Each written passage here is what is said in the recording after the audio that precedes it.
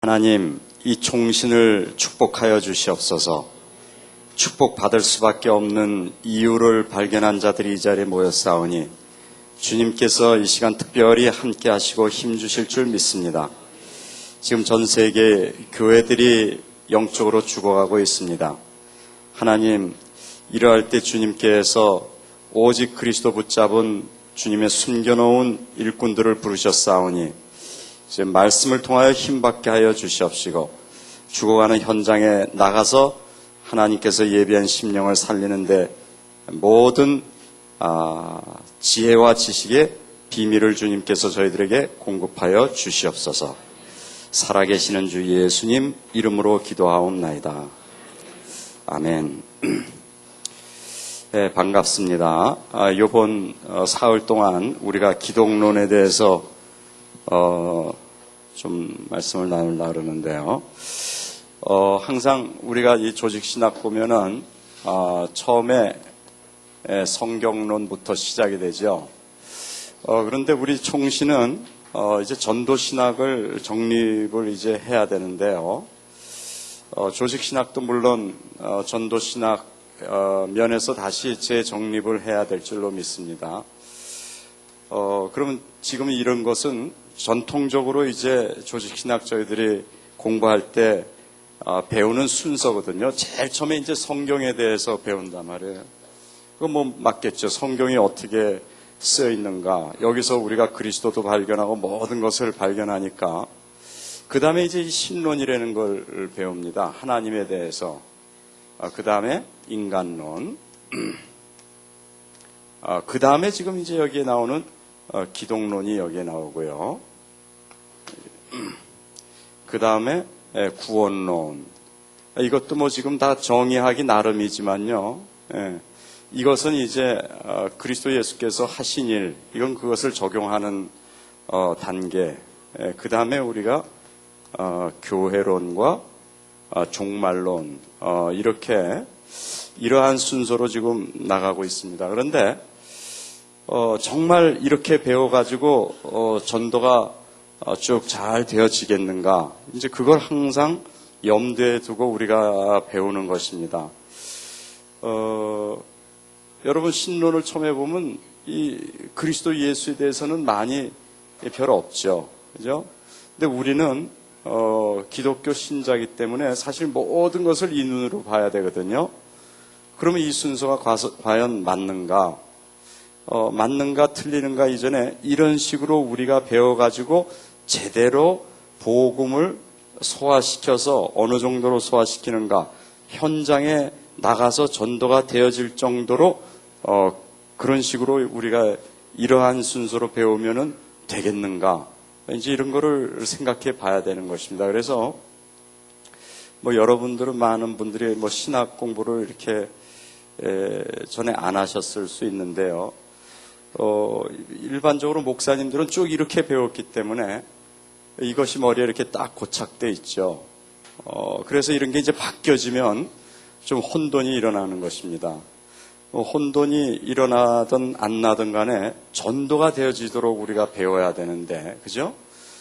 신학은 전도가 안 되어지면 신학하는 의미가 없다. 최소한도 우리는 그렇게 지금 결론을 내고 있죠. 모든 것은 생명운동, 그리스도의 생명이 움직이는 쪽으로 되어져야 되는데 그것이 안 되면 무언가가 좀 잘못되고 있다. 이렇게 우리는 보면 되겠습니다. 그래서 우리가 이런 식으로 배우면은 정말 마음이 뜨거워지고 전도가 되어지는 쪽으로 나가느냐, 그거를 여러분과 제가 항상 체크를 해야 되는 거죠. 그죠? 뭐 이것뿐만이 아니라 이건 지금 조직신학인데요. 조직신학뿐만이 아니라 우리가 보통 중요한 거로 주경신학이라는 게 있죠. 이건 쉽게 말하면 구약과 신약에 대한 것을 배우는 것입니다. 거기서 해석하는 것도 배우고 뭐 여러 가지 그 역사도 배우고 배우는 것이고요. 그 다음에 역사신학이 있죠. 그 다음에 실천신학. 보통 이런 식으로도 많이 나누는데요.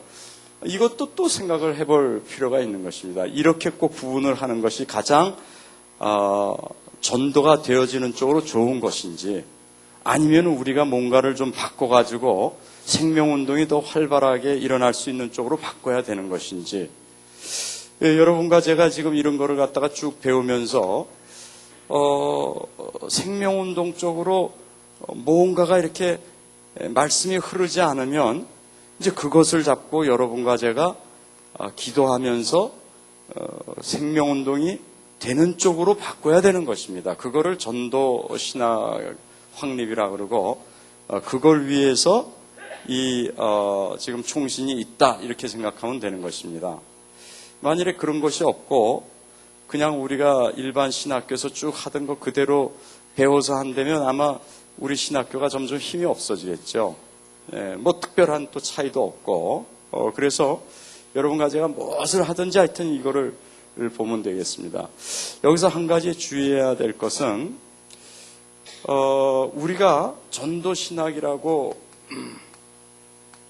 하는데, 전도가 되어지는데, 그 전도가 되어지는데 실제적으로 전도가 되어지려면 그 위에 어떠한 이론적인, 좀 말이 이게 별로 안 좋은데요, 사실. 이론적인 근거가 있어야 되죠.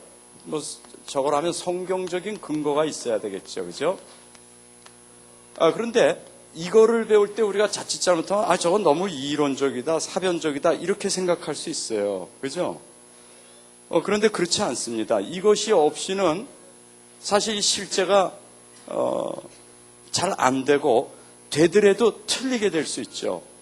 많은 경우에 이단이 뭡니까? 이단이라는 거는 여러분, 이단들이 우리보다 더 전도 잘합니다. 지금 세상에서 제일 빨리 크고 있는 것이 예를 들면 이슬람인데, 그 뭐 이단이라고 하는 것보다 뭐 다른 종교죠. 그 다음에 소위 기독교의 이름을 걸고 지금 제일 빨리 성장하고 있는 게 여러분 어딘지 아십니까? 몰몬교예요. 몰몬교는 우리가 이단이라 그러는데 그 뭐 실제로 전도가 제일 잘 된다고 얘기한단 말이에요. 그런데 뭐가 틀립니까? 이론적인 근거, 성경적인 근거가 틀리기 때문에 그건 틀린 겁니다. 그래서 여러분과 제가 이거를 배울 때 자칫 우리 다락방 운동처럼 현장에다가 강조를 두고 있는 이런 운동이 자칫 잘못하면 이거 놓칠 수 있겠죠, 그죠? 근거 없이 이런 거 뭐 현장에 가서 실제로 전도하는데 무슨 이런 게 필요하느냐? 필요하죠. 예수님이 하나님인 거 필요합니까? 필요하고 말고요. 그런데 우리가 예수님의 신성이나 인성에 대해서 쭉 배우면 어떨 때는 너무 사변적인 것 같고 너무 좀 현장하고는 관계없는 것 같은 말을 하는 것처럼 우리가 들리는데 그렇지 않습니다. 그러면은 우리가 일반적으로 전통적으로 배우는데 여러분이 이제 기독론, 저는 그걸 뭐 많이 커버 안 할 텐데요. 이제 아마 조직신학 쭉 할 때, 기독론 할 때 그리스도의 인성과 신성에 대해서 우리가 쭉 많이 배우지 않습니까? 그리고 무슨 인성과 신성이 어떻게 돼 있느냐, 그 칼세돈 신경 같은 데 보면 상당히 이해하기 복잡한 철학적인 의미도 막 있는 것 같고, 그런데 그런 거 우리가 아예 귀찮다고 없애버린단 말이에요. 그러면은 그 다음에 여기 와서 문제가 생기는 것입니다. 사실은 전도가 안 된다는 말이 아니라 잘못될 수가 있다 이런 것입니다. 그래서 지금 들어가기 전에 여러분과 제가 항상 그걸 봐야 되는 것입니다. 전도가 되어지는 쪽으로 모든 걸 해야 되는데, 그럼 이런 이론적인 근거는 과연 그러한 전도가 되기 위한 것을 갖다가 이론적으로 성경적으로 제대로 백업이 되고 있는가? 그렇다면 틀림없이 그건 간접적으로 전도를 시키는 것입니다. 그죠? 근데 그런 거를 갖다가 우리가 잘 이렇게 구분할 수가 있어야 되는 것이죠. 진짜 사변을 위한 사변인가? 그렇지, 그거는 뭐 전도에 도움이 전혀 안 되죠. 이제 조금 아마 나가다가 좀 그런 거가 나올 겁니다. 그럼 제가 이제 그런 거를, 바로 이런 것 때문에 교회가 엄청난 시간을, 소비했다. 제가 이제 그런 말을 예를 들면, 하겠는데요. 그런 거는 이제 여기에서는 거의 다 제가 이렇게 빼죠. 왜 그러냐? 그런 거는 뭐 전도에 그렇게 큰 도움이 없으니까. 예를 들면은요, 이제, 오늘 아마 작정이라는 거 이렇게 나올 겁니다. 이런 작정이라는 그 하나님의 디크리 그런 건데요. 이 하나님의 작정이 어떻게부터 시작이 됐느냐? 제일 처음에 하나님이 이 세상을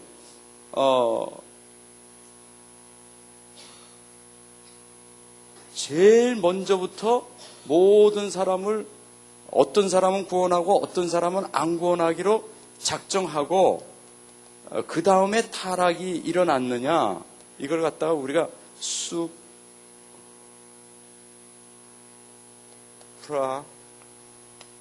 랩세리안 뭐 이런 말을 쓰는데요. 타락이 일어난 다음에 하나님께서 그 중에 얼마를 구원하기로 작정하셨느냐? 아니면 이거 뭐 예정이라는 표현도 쓰죠. 네, 예를 들면 순서가 이렇단 말이에요. 만세 전에 하나님께서 아무것도 없는 거기에 여러분과 저를 갖다가 구원하기로 작정하신 다음에 그 다음에 타락이 일어나고 그 다음에 이거는 지금 하나님의 작정이라는 것은 뭐냐면 하나님의 뜻이라는 것입니다. 무슨 일이 일어나기 전에 세상이 만들어지기 전에 하나님이 처음 모든 걸 이건 지금 쉽게 말하면 논리적인 얘기입니다. 네?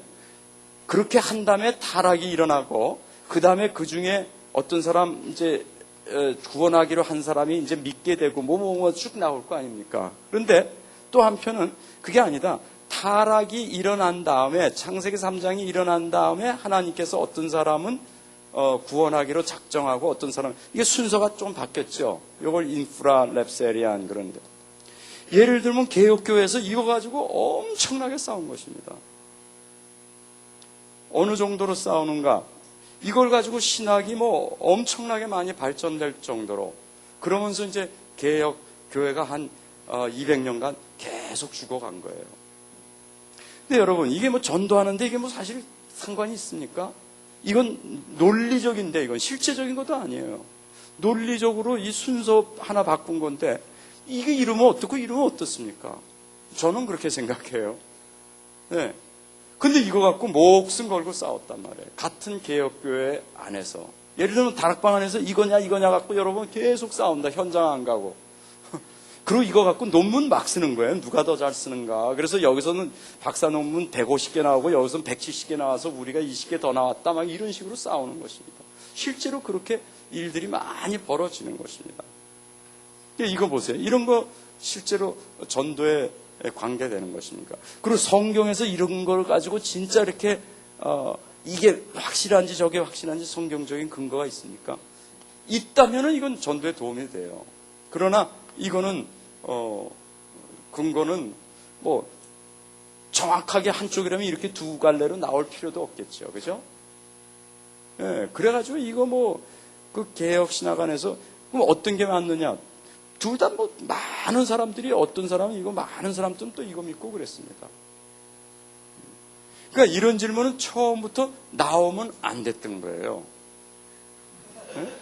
아니 실제로 만일에 우리 다락방처럼 실제로 전도의 모든 거를 갖다가 전도 신학이라는 말은 다시 말하면 그리스도 신학이랍니다. 뭐 이렇게 보면 되겠죠. 그리스도를 우리가 전하는 거니까 여기에 모든 초점을 맞춰가지고 다른 거를 봤다면은 이런 작정이 나왔을 때 거기에 더 세분해 들어갔고 이런 거를 갖다가 처음부터 질문을 했을까? 왜냐 이거는 실제로 이 전도가 되는 쪽으로 뭐 어떤 식으로 해도 뭐 마찬가지인데 이해됩니까? 네, 그렇기 때문에 이거는 이론적인 근거에도 맞지 않는 간접적으로 전도에 도움을 주는 것도 아니란 말이에요. 제 생각엔 그렇습니다. 그러니까 여러분과 제가 이런 거를 갖다가 잘 살펴야 되는 거예요. 그러면은 아마 뭐 1, 2년은 아니지만 계속 이렇게 싸다 보면요. 우리 총회 신학교에 신학생들 이 조그만 뭐 한 10페이지 저 논문 하나를 쓰더라도, 페이퍼를 하나 쓰더라도 그런 게 모아져 가지고 전도 신학이 되는 것입니다. 예, 하나하나 되는 것입니다. 한 사람이 뭐 딱 이렇게 책상에 앉아갖고 그거는 있을 수도 없고 있어서도 안 돼요. 그렇게 갖고 전도 안 되기 때문에. 예, 현장에 나가는 여러분과 다 한 분 한 분들이 다 그런 거를 써가지고 모아질 때 이제 거기서 살아있는 전도 신학이 나오는 것입니다. 그래서 예, 이러한 어떤 지금 인트로덕션을 가지고 이제 기독론을 좀 들어가 보려고 합니다. 다락방 이 운동에서는 제가 보기에는 뭐 다 중요한 거지만 이게 하나님 말씀이니까요. 특히 우리는 오직 그리스도 중심으로 나가기 때문에 이 기독론이 제일 여러 가지 교리 중에서도 가장 중심이다. 우리가 이렇게 볼 수 있겠죠. 그래서 여러분 이번 사흘 동안 여기서 많은 현장에 도움이 되고 또 교회에 또 도움이 되는 그러한 말씀을 잡기를 바랍니다. 자, 그러면은 이제 우리 서론으로 한번 들어가 봅시다. 서론의 서론이었어요, 이거는. 예. 조직 신학의 한 분야인 기독론이다 이렇게 써 있습니다. 거의 마태복음 22장 42절과 마태복음 16장 13절의 질문이 있습니다. 마태복음 22장 42절은 바리새인들에게 주님께서 너희는 그리스도에 대하여 어떻게 생각하느냐 물으신 질문입니다. 네 자손이냐? 그러니까 다윗의 자손이니이다. 이런 말을 썼습니다. 이게 무슨 말입니까?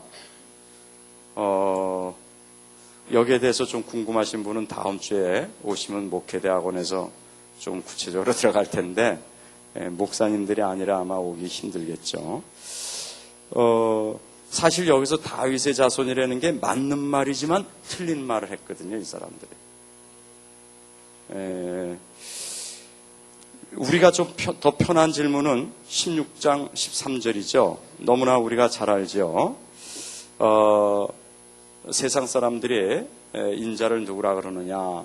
그 다음에 그러면 너희는 누구라 그러느냐 그럴 때 베드로가 주는 그리스도시요 살아계신 하나님의 아들입니다. 이런 말을 했습니다. 이거보다 더 중요한 질문은 세상에 없죠. 그래서 우리가 다락방 하면은 여러분도 그러시겠죠. 누구나 다락방에서는 제일 처음에 주는 메시지가 마태복음 16장이죠. 그죠? 왜? 이것이 안 되면 다른 건 다 틀리게 나가니까. 예수가 누군가 여기에 대해서 틀린 질문이 나가면 모든 게 틀리게 나갑니다. 그래서 이거를 제일 전면에 두는 것입니다. 이거보다 더 본질적인 질문은 없기 때문에. 여러분과 제가 지금 여기 왜 있습니까?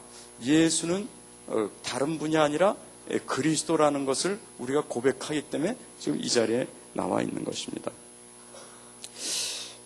이것은 지금 세상에다만 던지는 질문이 아니죠.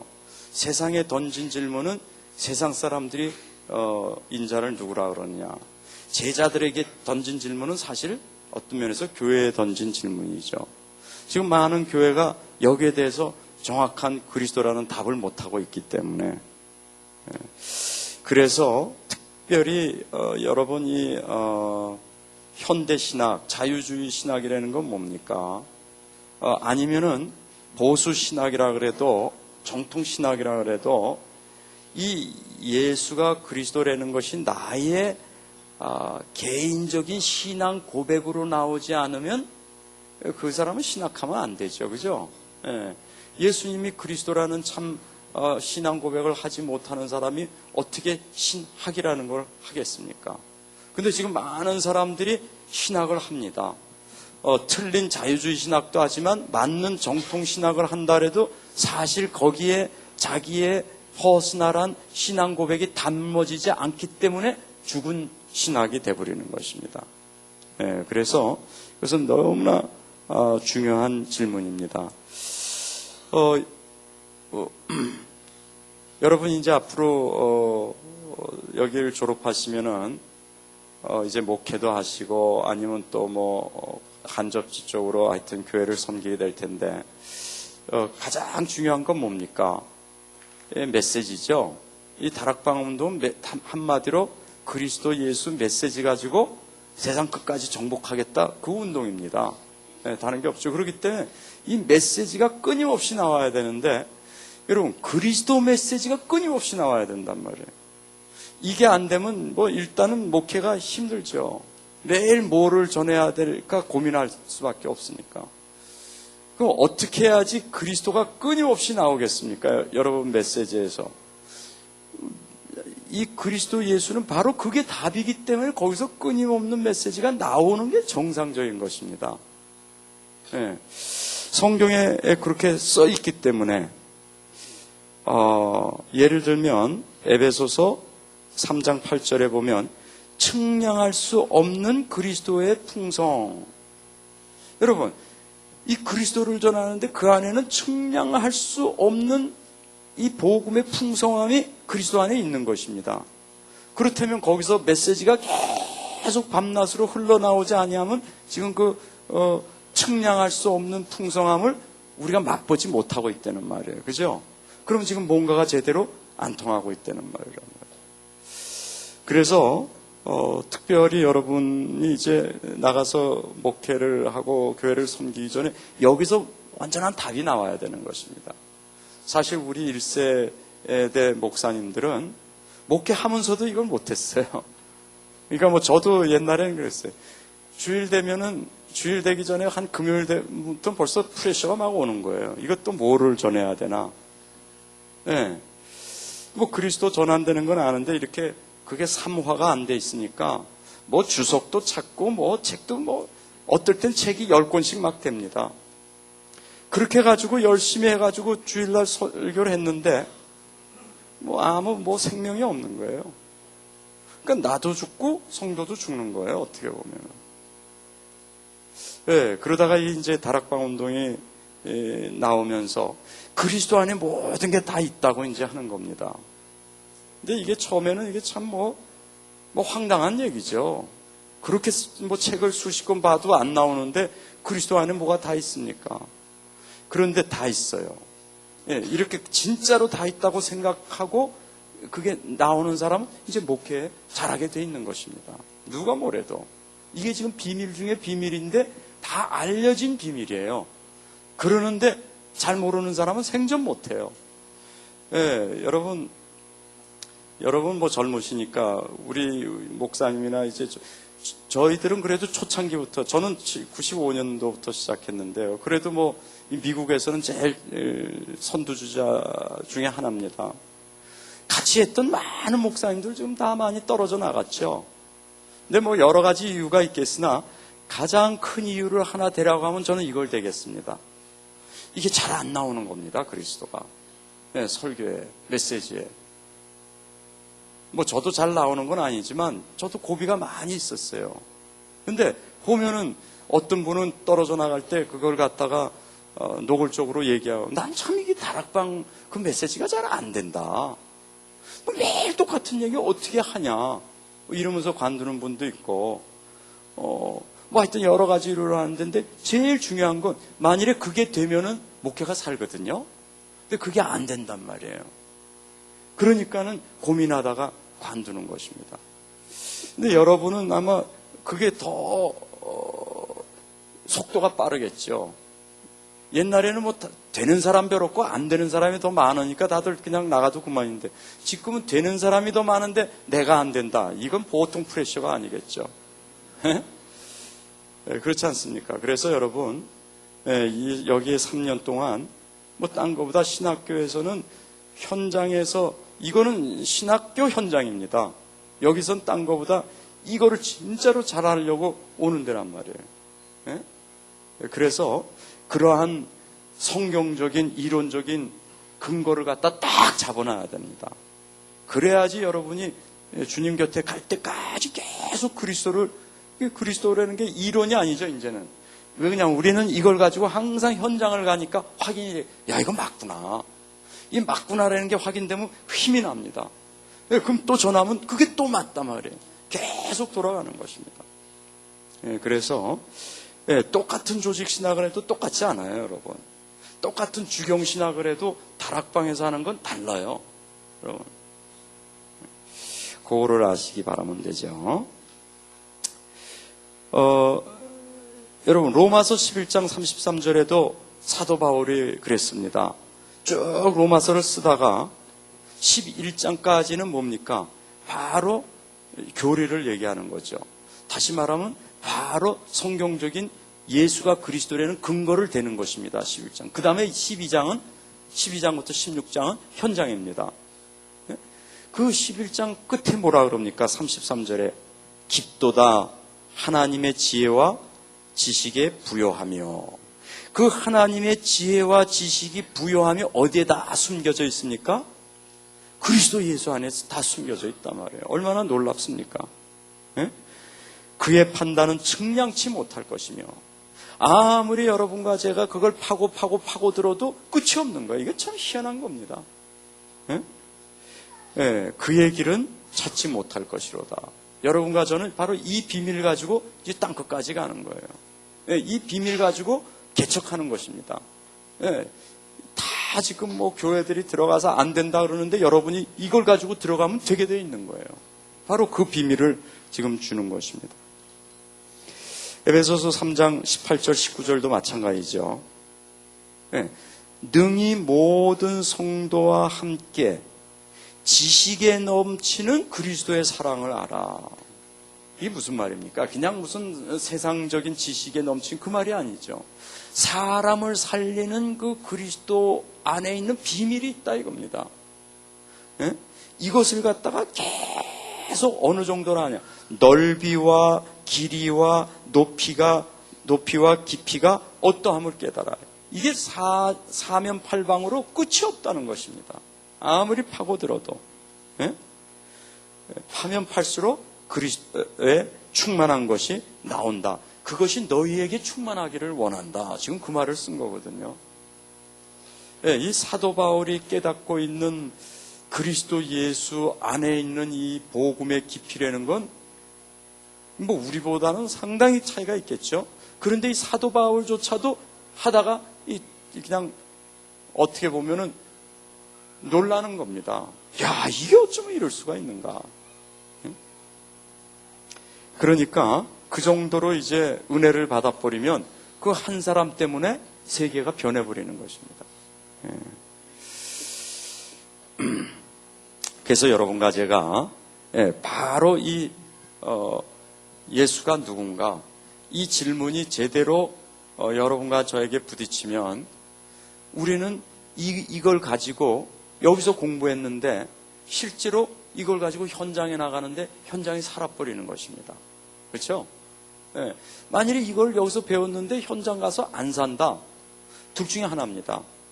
이 말씀이 틀리든지 내가 그것을 갖다 그대로 사실적으로 믿고 있지 않든지. 둘 중에 하나겠죠. 그러나 뭐 여기서 성경에 있는 거 지금 배우는데 그게 틀릴 턱이 없겠죠. 그러면 내가 틀리는 것입니다. 내가 이것을 실제로 마음에 믿고 이걸 갖고 나가고 있지 않구나. 이건 이제 기도 제목이 돼야 되겠죠. 자, 그러면은 두 번째, 그리스도 중심적인 성경. 여러분, 이거 우리 다락방에서는 이거 뭐 너무나 간단하게, 이게 중심이 뭡니까? 그리스도 딱 그러죠, 우린. 창세기 1장부터 계시록 22장까지 중심이 뭡니까? 누구에 관한, 무엇에 관한 겁니까? 그리스도 예수에 관한 것입니다. 예수 그리스도의 인격과 그의 사역에 관한 것입니다. 뭐 우리는 이건 뭐 너무 많이 들기 때문에, 구약은 바로 그 그리스도가 오신다는 것이고 신약은 오셨는데 예수가 바로 그분이라는 것입니다. 이건 아마 우리 이 다락방에서는 초등학교 한 1, 2학년 애들이면 벌써 딱 정답 나올 겁니다. 그죠? 그런데 많은 목사님들도 사실 그렇게 알고 있지 않습니다. 뭐 정답은 할 수 있을지 몰라도 실제로 정답은 어디서 나와야 되냐? 마음에서 나와야 되거든요. 마음에서 그런 답을 갖고 있지 않으면 현장은 못 살리는 것입니다. 그래서 여러분과 제가 실제로 그러면 이 성경 전체가 그리스도 중심인지 우리가 한번 봐야 되겠죠. 먼저 그러면 우리가 간단하게 신약을 한번 봅시다. 신약은 뭐 당연히 사복음서나 사도행전이나 서신서가 다 그리스도 예수에 관한 거죠. 그죠? 사복음서는 뭡니까? 예수 그리스도가 누군가 뭐 하셨는가 그거 쓴 게 사복음서입니다. 사도행전은 우리가 뭡니까? 그 부활하신 그리스도께서 성령으로 일하고 계신 걸 쓴 게 사도행전이죠. 그죠? 서신서는 뭡니까? 그리스도 예수께서 교회를 통해서 하시는 일들을 쓴 게 서신서입니다. 계시록은 뭡니까? 계시록은 그 살아계신 그리스도 예수께서 종말에 일어날 것을 계시한 것, 그것이 계시록입니다. 구약은 뭡니까? 구약은 지금 거기 히브리서 1장 1절 2절 보면 이렇게 써 있죠. 옛적의 선지자들로 여러 부분과 여러 모양으로 우리 조상에게 말씀하신 하나님이 그랬어요. 옛적의 선지자들로, 그 말은 구약 시대의 그 말이 똑같습니다. 그걸 제육법이라 그러죠. 선지자라는 말 하나를 통해서 구약 전체를 얘기하는 거예요. 예? 여러분, 우리가 이렇게 글 같은 거 쓸 때 그러면 돛이 그러면 그게 돛이라는 건 배 전체를 갖다가 한 부분을 들어서 배를 얘기할 때 우리가 돛이다 이렇게 쓴단 말이에요. 그걸 제육법이다 그런 표현을 쓰죠. 마찬가지 선지자들, 옛적의 선지자들로, 이 구약이 누가 썼습니까? 선지자들이 하나님의 말씀을 받아갖고 쓴 것입니다. 그죠? 네, 그래서 다시 말하면 구약의, 그런 말하고 똑같아요. 구약의 여러 부분과, 어떤 부분입니까? 선지서도 시편도 무슨 뭐 율법서도 하여튼 뭐 이런 모든 부분, 그 다음에 여러 모양으로, 어떤 모양입니까? 어떤 것은 성전으로 나타나고, 어떤 것은 어린 양으로 나타나고, 어떤 것은 유월절로 나타나고, 방주로 모든 모양, 모든 부분으로 우리 조상에게 말씀하셨어요. 누구에 대해서? 누구에 대해서요? 그리스도에 대해서. 지금 그거를 쓴 것입니다. 그러다가 이 모든 날 마지막에 아들로 우리에게, 그 신약에는 그 여러 모양 여러 부분으로 말하던 그리스도가 아들로 나타나가지고 확실하게 계시해 준 것입니다. 그러니까 히브리서 1장 1절 2절은 구약 신약 전체를 그리스도 중심으로 얘기했다, 지금 그 말을 쓴 것이죠. 그죠? 그 다음에 고린도 후서 1장 20절은 뭐라고 써 있습니까? 하나님의 약속은 얼마든지 그리스도 안에서 예가 되니 그런즉 그로 말미암아 우리가 아멘하여 하나님께 영광 돌리게 하느니라. 무슨 말입니까? 하나님의 약속은 그리스도 안에서 예스가 된다, 이 말입니다. 하나님의 약속이 뭡니까? 구약은 하나님의 약속입니다, 여러분. 이 구약의 하나님의 모든 약속이 그리스도 안에서 예가 된다, 이 아멘 된다. 그리스도 안에서 다 약속이 성취된다, 지금 그 말입니다. 그렇죠? 네, 그래서 여러분 구약을 그냥 뜩 보면요, 뭐 별 얘기 아닌 것 같아요. 그런데 구약은 어떻게 봐야 되냐면 신약의 눈으로 봐야 돼요. 그 주경신학할 때, 해석학할 때 가장 중요한 게 있습니다. 여러분, 해석은 사사로이 하는 게 아니죠. 예? 여러분 아마 여기서 이제 해석학을 아마 배우실 텐데요. 그 해석학 뭐 가장 간단한 게 있잖아요. 문법적으로 맞아야 되고, 역사적으로 맞아야 되고, 그죠? 그 다음에 뭐예요? 문장 구절 같은 게 있으면 확실하고 클리어한 것을 먼저 해석해가지고 그것에 유추해서 좀 희미하고, 예? 받지 못한 것을 갖다가 들어가야 된단 말이에요. 그렇죠? 근데 이단들의 특성은 뭡니까? 희미한 것을 갖다가 딱 잡아가지고 그걸 맞춰갖고 결국 문선명이 하나님이다, 이런 식으로 하는 것입니다. 예, 그래서 이 성경을 잘 알면 사실 쉽습니다. 성경을 어떻게 해요? 구약은 신약에 비하면 희미한 거예요. 그림자예요. 그죠? 맞습니까? 예, 그러면은 그 그림자는 뭐에서 비교해서 봐야 돼요? 실체에 의해서 봐야 돼요. 그 실체가 신약이잖아요. 나타난 그리스도잖아요. 그래서 구약은 항상 신약을 눈으로 구약을 봐야 돼요. 이렇게 안 되니까 뭐가 일어납니까? 유대교가 일어나는 겁니다. 여러분, 유대교는 지금도 그런데 구약을 그렇게 우리보다도 더 연구해도 예수가 그리스도라는 답은 절대로 안 납니다. 왜 그러냐? 신약을 안 믿기 때문에. 그래서 알면은 상당히 간단합니다. 그래서 여러분, 유대인들은 이렇게 성경 갖고 있지 않죠. 이거보다 두껍겠습니까? 얇겠습니까? 예, 얇아요. 신약이 없기 때문에. 예, 그걸 가지고 하기 때문에 그 예수가 그리스도라는 말이 전혀 안 나와요. 근데 우리는 뭡니까? 구약이나 신약이나 다 뭐로 이게 지금 통일되어 있어요? 그리스도로 통일되어 있는 것입니다. 그래서 이 성경은 그리스도가 중심되는 책입니다. 그리고 이 그리스도가 신학의 중심이 되도록 얘기하는 신학을 무슨 신학이라고 그래요? 전도 신학이라고 말하는 것입니다. 여러분과 제가 그런 쪽으로 가면은 틀림없이 현장이 삽니다. 현장은 뭐를 현장이라고 그럽니까? 쉽게 말하면 창세기 3장에 갇혀있는 그것을 현장이라고 해요. 예? 그 현장에 창세기 3장을 풀어줄 수 있는 유일한 답이 뭡니까? 그리스도기 때문에 그걸 가지고 들어가야지 되는 것입니다.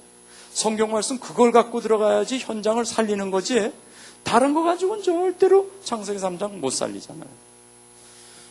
너무 간단하죠, 그죠? 예, 우리가 지금 다락방 메시지에서 너무나 정확하게 간단한데 그거를 지금 여러분이 신학교에 와서는 간단하게 조금 더 신학적으로 적용시켜버리면 다 맞는 것입니다. 틀리는 게 하나도 없어요. 예, 괜히 여러분 와가지고 이게 신학교에 와서 조금 단어나 뭐 이런 게 익숙하지 않고 조금 어렵게 들어가는 것 같으니까 좀 이렇게 혼돈되고 헷갈릴 수 있는데 그건 속는 것입니다, 여러분.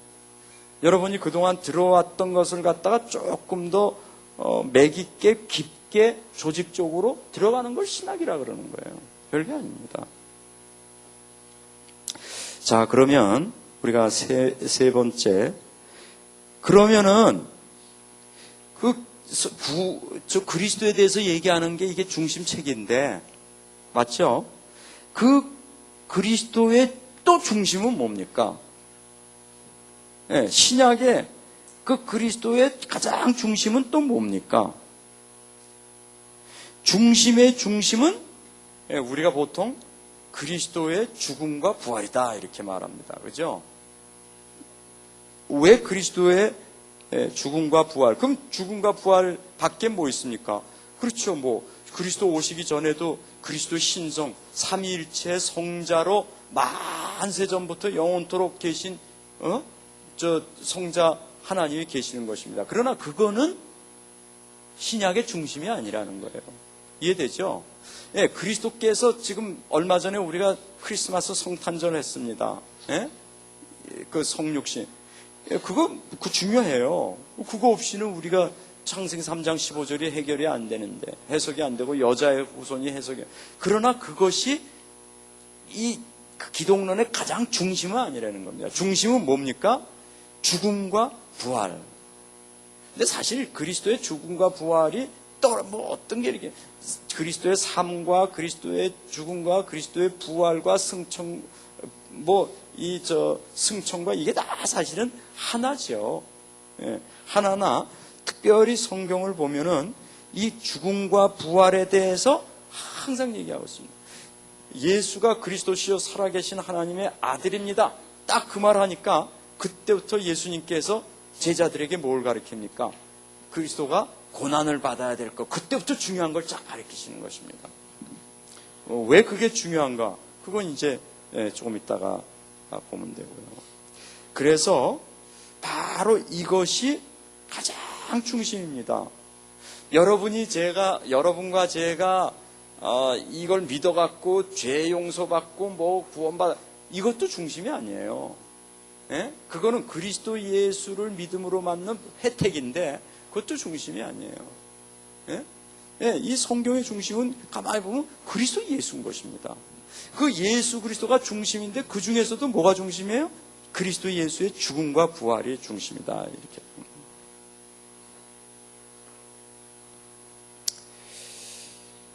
그러니까 여러분, 사복음서를 한번 쭉 보세요. 사복음서 보면 그리스도가 죽고 부활하는 건 며칠 안 됩니다. 그 한 사흘만. 이게 보통 우리가 3년 동안 공생애를 썼다고 하는 건데, 여러분 잘 보세요. 죽음과 부활이 더 많습니다. 요한복음 같은 건 훨씬 더 많습니다. 마지막 그 고난주간 일주일이 반 이상 차지할 건데요. 모르긴 몰라도. 네, 그래서 복음서는 긴 서론을 가진 순환서다, 이런 표현도 씁니다. 여러분, 사도 바울은 또 어떻게 얘기합니까? 사도 바울이 복음을 얘기할 때 뭐라 그럽니까? 복음을 간단하게 얘기할 때 뭐라 그럽니까? 고린도전서 15장 1절에서 3절 보면 나오죠. 성경대로 죽으시고 성경대로 부활하신다. 이게 해결되는 것입니다. 죽음과 부활. 네, 우리는 예수가 그리스도다. 그래서 선지자, 제사장, 왕 이렇게 얘기하는데 그건 기독론적으로 푸는 것이고요. 죽음과 부활. 사실은 성경에서 우리 다락방에서는 예수가 그리스도라는 걸 중심으로 쫙 이렇게 하는데요. 사실 성경에서는 죽음과 부활 쪽으로 더 많이 풀어요. 예? 예, 그것이 뭐 두 가지가 있는데요. 우리가 기독론 쪽으로 풀을 수도 있고, 그 다음에 구원론 쪽으로 풀을 수도 있는데, 둘 다 사실은 예수가 그리스도다. 이게 기독론 쪽으로. 예수가 주시다. 뭐 주님이 이거. 구원론이라는 건 뭐냐면 우리를 위해서 예수께서 죽고 부활하셨다. 뭐 이렇게 얘기할 수 있는데요. 사실 이 예수님의 죽음과 부활을 갖다가 우리가 얼마든지 이거로 다 풀 수 있죠. 이거와 이건 다른 말이 아닙니다. 예수가 그리스도는, 예수가 선지자, 제사장, 왕, 이게 무슨 말입니까? 이게 다 보면 죽음과 부활을 통해서 이것이 다 이루어진 것인데요. 그죠? 그 앞에다 하면 뭐 삶도 들어가겠죠.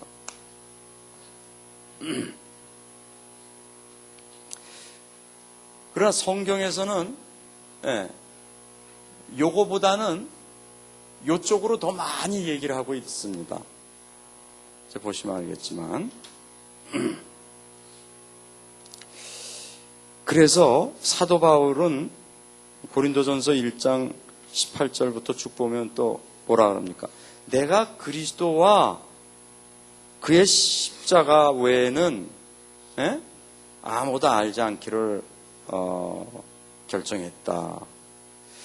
갈라디아 3장 1절에서도 그러죠. 그리스도가 십자가에 못 박히신 것이 너희 눈앞에 밝히 보이거늘. 그리스도가 십자가에 못 박힌 거, 그리스도의 죽음과 부활을 빼놓고서는 여러분과 제가 무슨 말을 하든지 그건 정확한 복음이 아니라는 겁니다. 여러분과 제가 예수는 그리스도다 얘기할 때 죽음과 부활을 만일에 그거 빼놓고 하는 얘기라면 그건 지금 틀린 선지자, 제사장, 왕을 말하는 것입니다. 그렇죠? 여러분 보세요. 선지자는 어떤 선지자입니까? 예루살렘에서 죽어야 되는 선지자를 말하는 겁니다. 뭐 정확하게 얘기하자면, 그죠? 제사장은 뭐 당연히 이건 뭐 재물 가지고 죽여야 되는 그 제사장 말하는 것이고, 히브리서는 예수님이 대제사장이라는 걸 전체를 나타내요. 이 왕이라는 건 무슨 왕입니까? 여러 가지 왕, 미래의 왕, 종말적인 왕, 다시 말하면은 예수님이 재림에 오실 때 사단을 갖다가 완전히 발밑에 꺾는 그런 미래 왕도 되지만, 우리 다락방에서는 뭡니까? 사단의 머리를 깬 왕을 많이 얘기하죠. 그 사단의 머리를 어떻게 깹니까? 예수께서 죽고 부활하심으로 죽음을 잡고 있는 사단의 머리를 깼다 그 말입니다. 그죠? 네, 그래서 선지자, 제사장, 왕이라는 게 다 사실은 이 얘기를 하는 거예요, 풀어서. 예? 아니면 조금 더 하면은 죽음이라는 거, 부활이라는 삶이라는 건 뭡니까? 예수님의 삶은 죽으려고 오신 겁니다. 그래서 그거를 갖다가 우리가 한마디로 뭐라 그러냐면 십자가라고 말하는 거예요. 복음에는 십자가 외에는 없는 거죠, 뭐. 한마디로. 거기서 모든 게 사실 다 이루어져 버린 것입니다. 예? 예, 십자가 상에서 모든 게 다 이루어져 버렸단 말이에요. 그러니까 여러분과 제가 항상 이게 뭐 마찬가지, 이게 뭐 다른 얘기가 아니죠. 똑같은 복음을 기독론에서는 그리스도의 중점으로 해서 보고, 구원론에서는 우리를 위한 그것을 중점으로 본 게 구원론이에요. 여기에서 말하듯이 말이죠.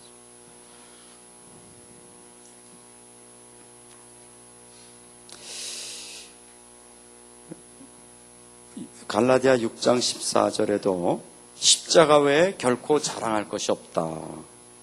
예, 모든 겁니다. 그러니까 뭐, 예? 그러니까는 여러분이 이렇게 신약을 보면요, 신약은 다 그리스도에 관한 책이죠. 뭐 처음부터 끝까지가. 예? 그런데 왜 이렇게 죽음과 부활화된 게 많습니까?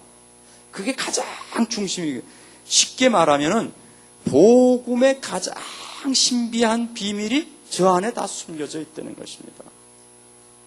예.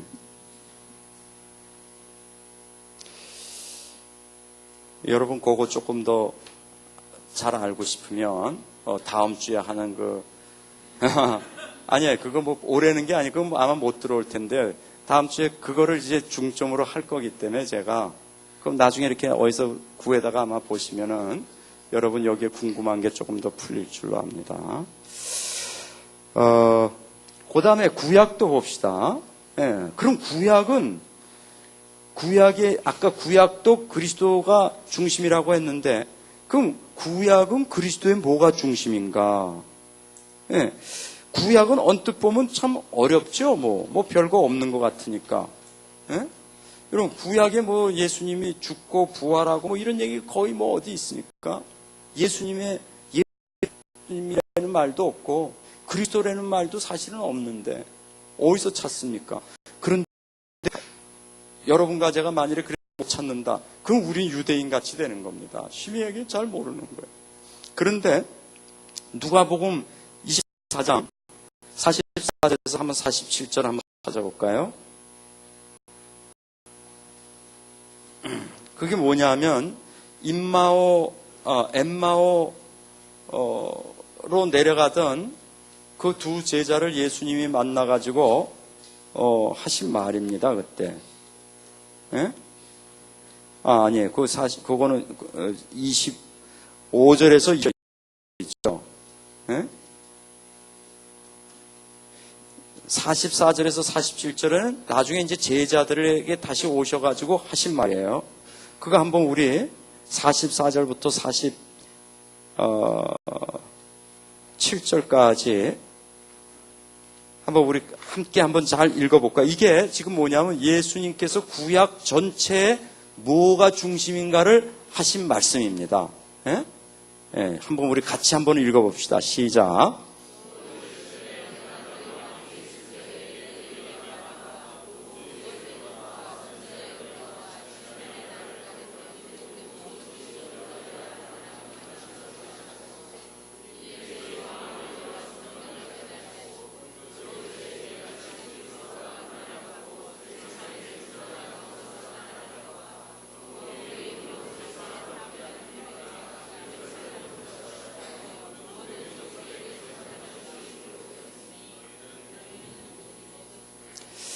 여러분 놀랍죠?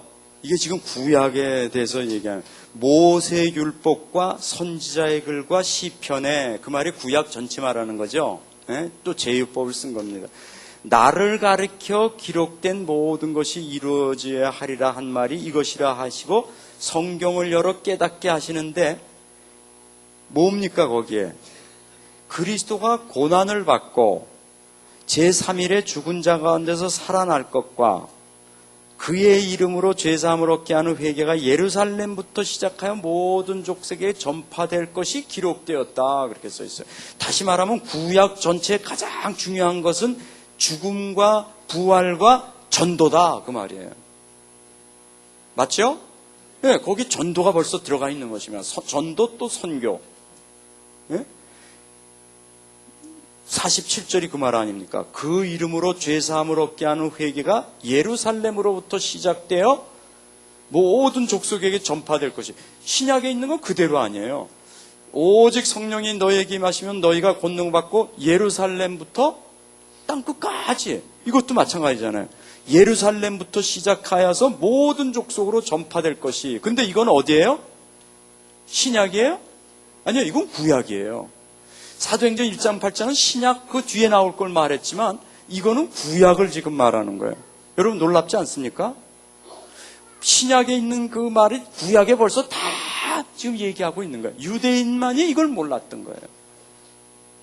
왜 몰랐습니까? 다락방 표현으로 말하면 동기가 그리스도가 아니었기 때문에 그런 거예요. 동기가 뭐였습니까? 유대인들은 동기가 육신적인 동기를 딱 갖고 있은 거예요. 선민의식이라는 게 바로 그겁니다. 그거에 잡히니까 절대로 이 이런 말이 보이지가 않는 거예요. 예, 다른 건 다 보이고, 야, 우리가 다윗의 자손이 돼갖고, 우리가 이제 뭐 그냥, 예? 뭐 모든 백성이 돈을 가지고 우리나라에 오겠고, 이런 건 잘 보이는데, 전도만은 안 보이는 것입니다. 여러분, 이게 지금 이론입니까? 여러분이 이제 나가서 곧 이제 실제로 목회를 하시고 개척하시는데 동기가 동기가 아니가요. 동기가 딱 여기에 있지 않으면 이렇게 안 돼요. 그 동기 없애는 거 쉽지 않습니다. 한번 해보세요. 예.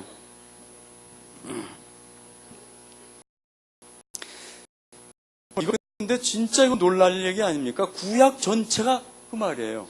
그럼 신약 전체도 뭡니까? 그 말이잖아요. 그 결국 말하면 성경 전체가 중심이 뭐예요? 죽음과 부활과 전도예요.